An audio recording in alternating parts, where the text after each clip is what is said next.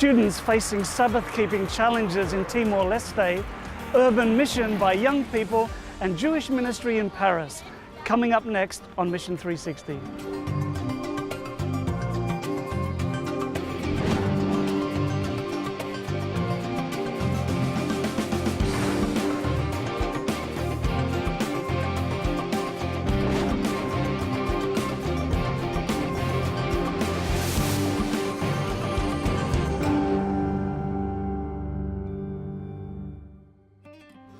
Hello and welcome to Mission 360. I'm Gary Krause.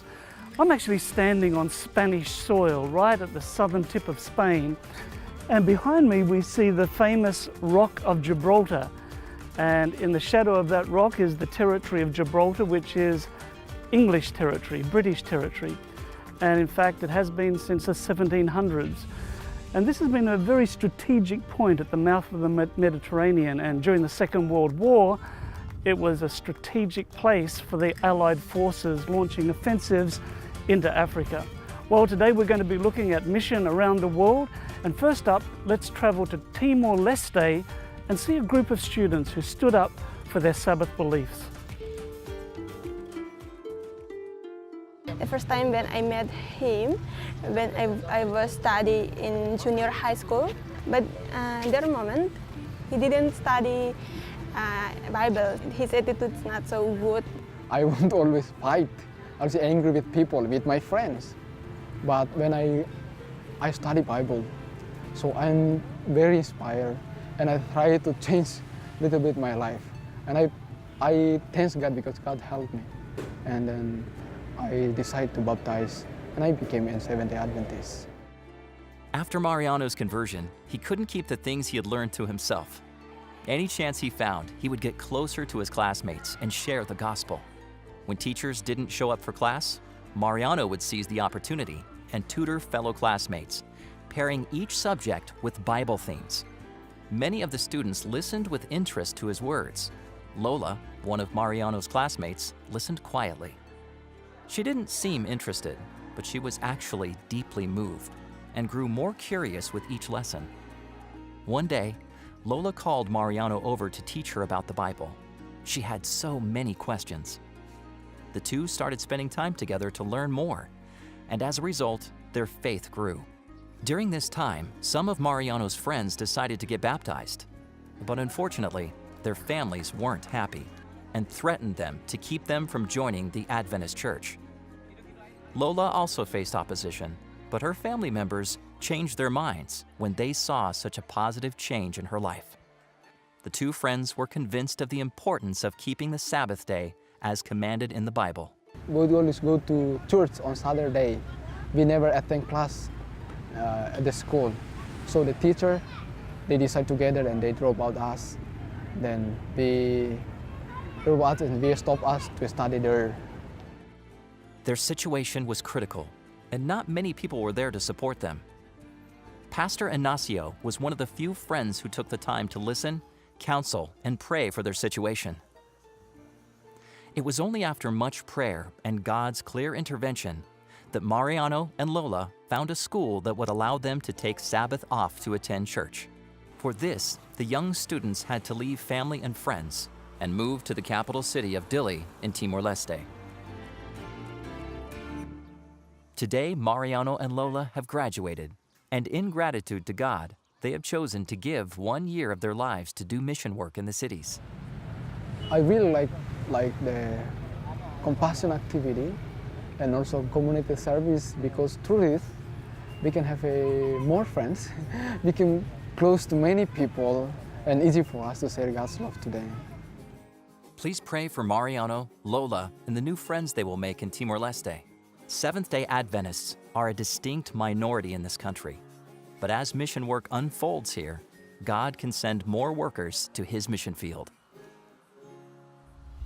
My guest is Pastor Young, and we are in the Harvest Adventist Center in Hong Kong. Now, thanks for joining us, Pastor Young. This is a very new center. In fact, it hasn't been used yet, right? That's right.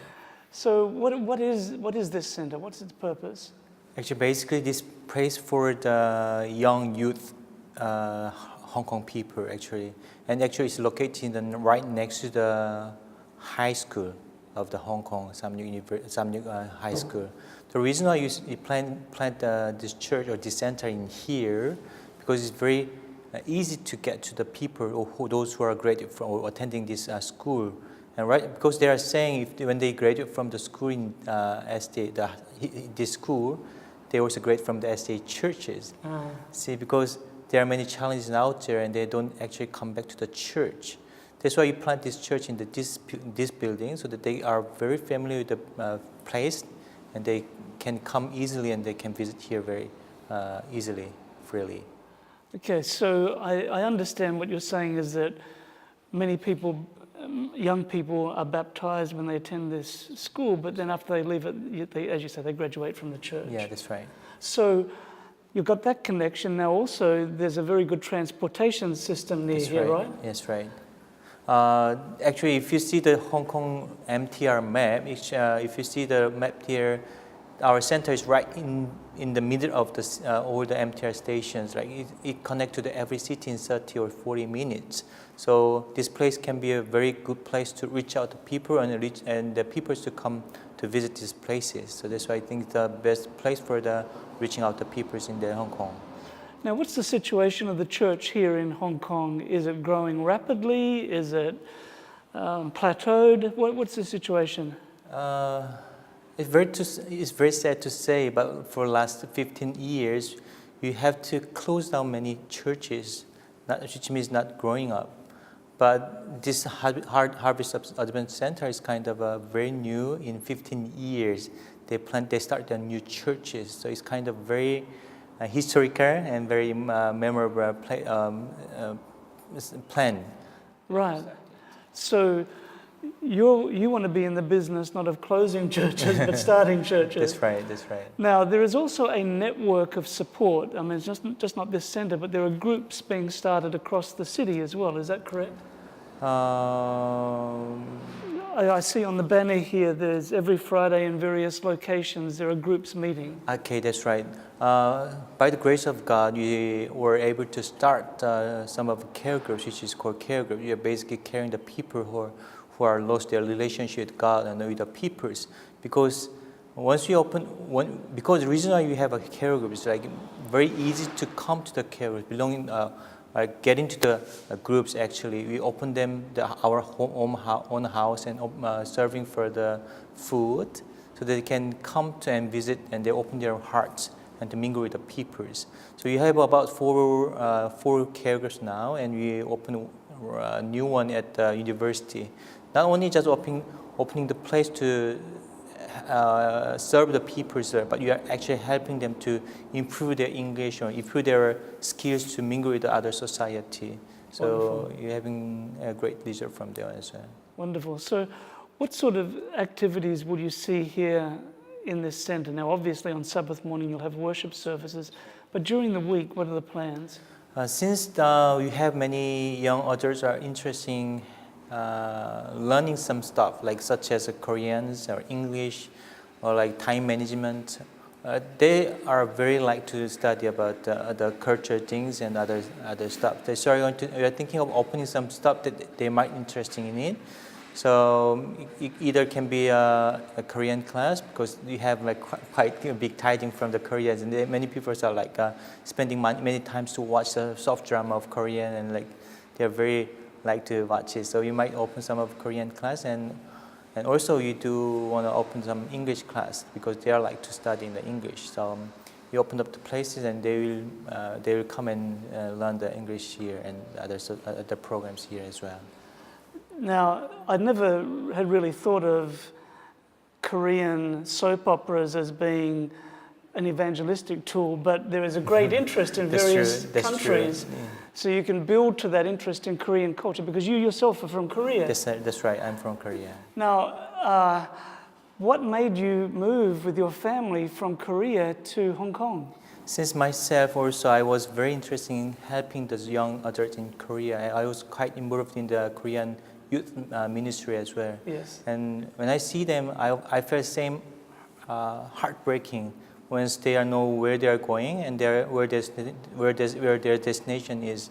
but still like wandering around. So that made me so burdened in my heart, and I just want to help for the peoples as well.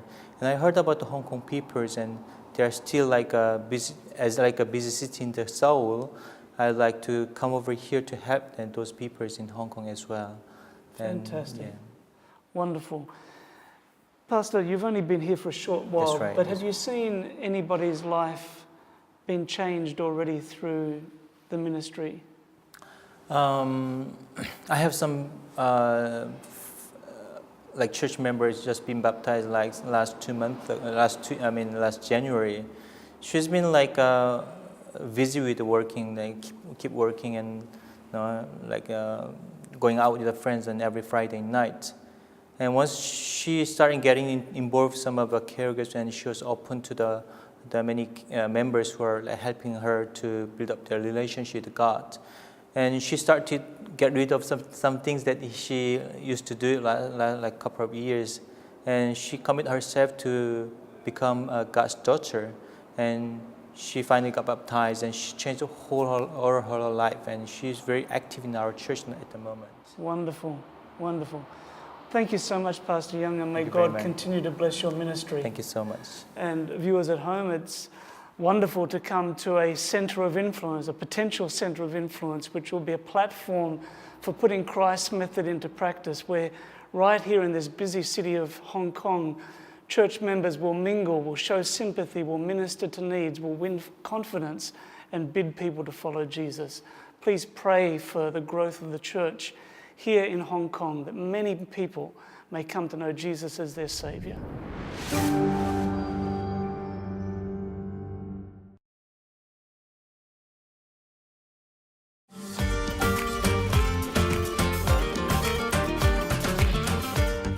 Welcome back to Gibraltar. The building behind me, the convent, has been the official residence of the Governor of Gibraltar since 1728.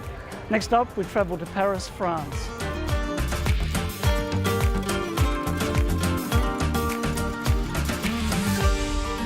My guest here in Paris is Pastor Joseph, who pastors the Seventh-day Adventist Church in Limoges, which is about 400 kilometers away from here in the south of France.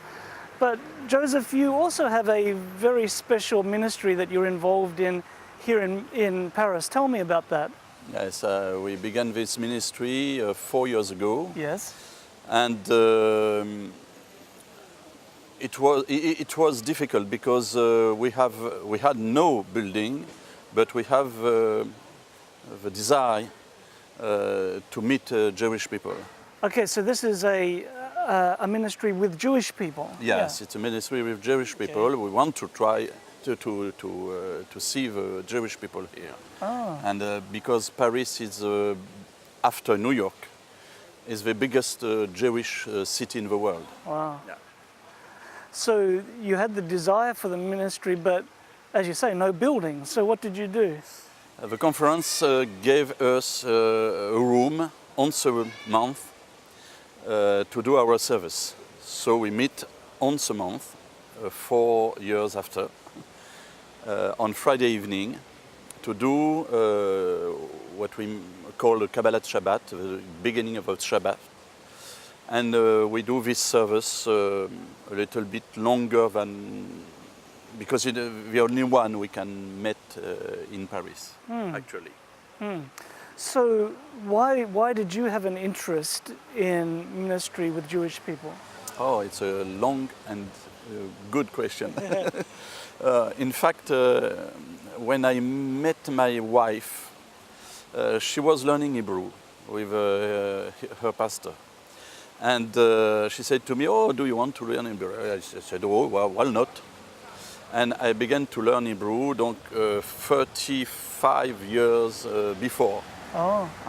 And after we go to Collonges, to Salève, to become pastor, I learning English, I learn Hebrew. And after, when I go outside Collonges to Salève, I go to the Ulpan. Ulpan is the school to learn Hebrew with the Jewish people in Geneva. And after that, nothing more. It was the desert. And when we go to Marseille 10 years ago, we lived in the center of among the Jewish people. And with my wife, we said, there are Jewish people all around us. What can we do for them? We asked to Richard Elofert to come. And he said, okay, we are going to make a Seder of Pesach, a lunch for Passover. Okay, how can we do this? And said, okay, it's not a problem, I'm going to help you. And he helped us, and we're beginning like this 10 years ago to 11 years ago. And years after years, we are very involved in this ministry. Wonderful. So how do you begin building friendships with Jewish people here in Paris? Oh, in Paris it's a little bit difficult because we don't live here. Right. But what we have done in Marseille or in Limoges, when we will be in Paris, we will do the same. What we do, when we arrive in a town, we are going to the synagogue. I said to them, I am a pastor of Seventh-day Adventist Church. We keep Sabbath. They are very happy, and we are in the service with them, and we try to make friendship. And it's like this we begin. Friendship, be with them for the feast, share with them some particular events. And I never speak about religion or politics, but they ask, and I answer. And always I say, you ask the question. It's not me. Yeah. Okay, go away. Okay, I'm going away. And we speak of Jesus, we speak about a lot of subjects who are the Adventists, and they discover that all the Christians are not Catholic, and all of the Christians are not involved in the persecution they lived for the last centuries. So, with your experience of your friendship with Jewish people, what do we have to learn from them? Oh, a lot of things. The love of the world, the study of the world regularly. Each year they read and they learn about the 5 first book of the Bible, the Pentateuch. Each year, one time, and it's very interesting. And to have the roots of the Christian faith, it's very important. Very important. Now, how many people do you have worshipping in the Adventist Jewish congregation? Actually, between 25 to 50% once a month. Wow. Half Seventh-day Adventist, half evangelical people, Messianic people, and we have 4 Jews who came in our services. But they say to us, it's very beautiful, it's very nice, but we need more, we need a service each week. Actually, we are not able to offer this possibility. But hopefully in the future. Yes. Wonderful. Joseph, thank you so much for sharing with us. I appreciate it. Thank you. And viewers at home, please pray for this ministry. It's a wonderful bridge-building ministry to make friends with Jewish people right here in Paris. Compassion is to show God's love in practical way. Yeah, it's not only word, but it's to practice. So we do act of kindness, and we help people to be happy. Yeah, and also to recognize God's love in their life. Mariano and Lola are full-time volunteers in the city of Dili, Timor Leste. They have set aside a year of their lives to serve God through mission activity. Today, Mariano, Lola, and the Compassion Group are using colorful paper cards to write encouraging Bible verses for the people they will meet. The participants take time to search the Bible for special passages. They think long and hard, searching for words that might uplift someone in a special way. Mariano mentors the Compassion participants and explains how people might feel when they see that someone thought about them. Mariano gives the group final instruction, and they pray together that the Holy Spirit will touch those they meet with a sense of God's love. Then the team splits up and walks down the promenade. As they hand out cards and greet the people warmly, some passers-by share their burdens and sorrows. This is an opportunity for compassion volunteers to pause and pray, interceding for the people. Exercise, fitness, and health are important concerns here, so Lola walks around with a blood pressure monitor to offer basic health assessments as she shares tips for forming healthy habits. The sight is one we might expect from Jesus' time. Street children being taught Bible stories through song, the homeless receiving care and attention after long, lonely hours living on the streets. The Adventist youth set a worthy example in this city, and they leave the recipients amazed by helping the people any way they can. Like here, the youth to active or to engage in leadership. But also we do some activity to reach people here in Delhi. So I really like the compassion activity and also community service, because through this we can have more friends, we can close to many people, and easy for us to share God's love to them. Adventist members in Dili are praying that God will assist them in establishing the Seventh-day Adventist Church in meaningful ways. Please pray that the Lord will open doors to people's hearts.